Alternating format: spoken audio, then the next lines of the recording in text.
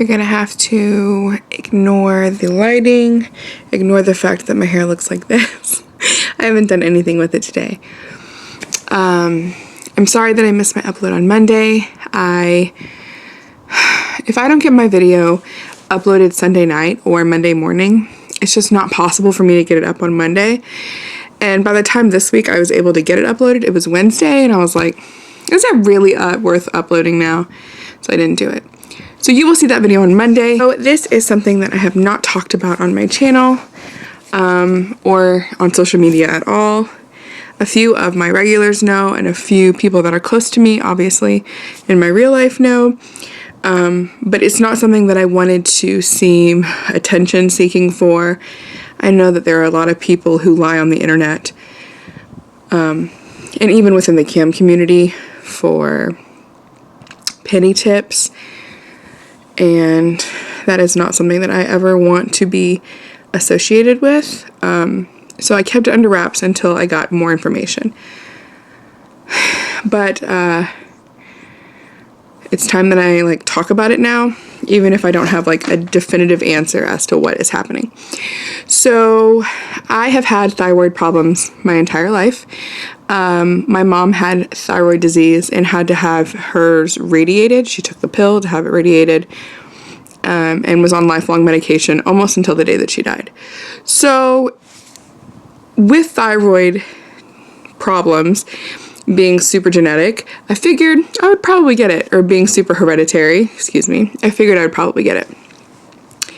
So I've always had lower thyroid functioning. It kind of fluctuated enough where doctors would throw me a pill, or they would be like, whatever. And I always just have routine labs done for it. When I'm pregnant, for some reason, pregnancy fixes my thyroid completely. I have normal functioning thyroid levels. It's ridiculous. It's so insane. So this last time that I was pregnant with Grayson, my thyroid was normal. They did it again. It was totally normal, which I expected because it's normal during pregnancy. It's very weird. So I had Grayson in June. Around September, I really started noticing that there was something wrong. My hair was falling out, which is totally normal post-pregnancy, but it was literal clumps of my hair. I would take a shower and a wad of my hair would fall out. And that's not an exaggeration. It was so much. And I know you're looking at my hair like, Taylor, you have a lot of hair. I have very thick hair. This is not anywhere close to what it used to be. If you know, yeah. So, and I also was exhausted, and obviously I chalked it up to I have a brand new baby, and I have fibromyalgia, so maybe it's my fibro working against me also. I don't know. I basically just chalked it up to other things. But I went to my doctor and I was like, hey, can we go ahead and check my thyroid? She said absolutely. So we checked my thyroid. When we got my results back, my levels were, how did she word it? She said I was a puzzle. She said that my levels didn't make sense the way that they were. So I had one level that was too low, and then another one that was totally normal, and then another one that was also low. They test for different functions. I have the results right here. Let me look.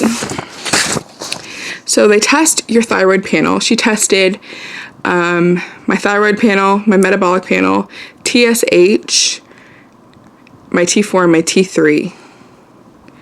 So 2 of those were low. One of them was totally normal. But the way that it was didn't make sense. So she said, I think you probably have an autoimmune disease. Looking at these results, I'm going to assume this falls into line as to what an autoimmune disease is. So something along the lines of Hashimoto's. So I need you, she said originally that we were going to recheck me in 4 to 6 weeks. Fine. So when I was in there and we were going over my results, she checked my neck, and by the look on her face, I knew that there was something wrong. Feeling it, I can't feel anything, but I don't know what I'm looking for. I'm not a doctor. So she said, I want to get you in for an ultrasound on your thyroid as soon as possible. So I went 2 days later, which was actually last Friday. Today's December the 10th, I believe. 9th. So last Friday, I went in and had an ultrasound done on my thyroid. It was a very long ultrasound. I think it was like 30 minutes. And yeah, it was scary. Fast forward to today, which is, like I said, December the 9th. She called me yesterday, which was Thursday, and told me that her nurse called me and said I needed to come in to discuss the results today. And normally my doctor will just not call me if there's nothing wrong. I know a lot of doctors that do that, but she just won't call me. She'll just whatever. And then I would have gone in like 2 more weeks to get my blood test done again. So she called me and she said, we need to see you as soon as possible. Can you come in tomorrow morning? Sure. So I go in today. I'm terrified. I don't like it. Like, I'm just nervous. And any idea of like, can you come in and talk to us instead of me telling you you're fine over the phone terrifies me. So I go in there and she tells me that my thyroid results were, I'm looking over here because I have like my paperwork right here. I don't want to misspeak. She said, your thyroid is very, very enlarged. I have abnormal and suspicious cells in my thyroid. So our next step is to refer me to an endocrinologist who is going to likely repeat the tests that we've done, the blood test and the ultrasound. And she mentioned that they're going to be able to do things that she really can't do, and she doesn't want to have to repeat tests. So what that means going forward is I go to an endocrinologist. My referral takes like 10 days or something crazy because of my insurance. But once I get referred, basically we'll know more info. She did mention that they will likely